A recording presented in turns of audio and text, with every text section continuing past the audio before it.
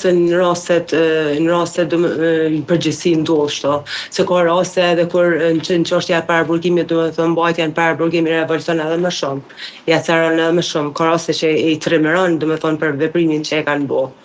Në rast, unë kam raste edhe në praktikë që nëse prindërit e kanë marrë me seriozitet çështjen e fëmijës, problemin e fëmijës,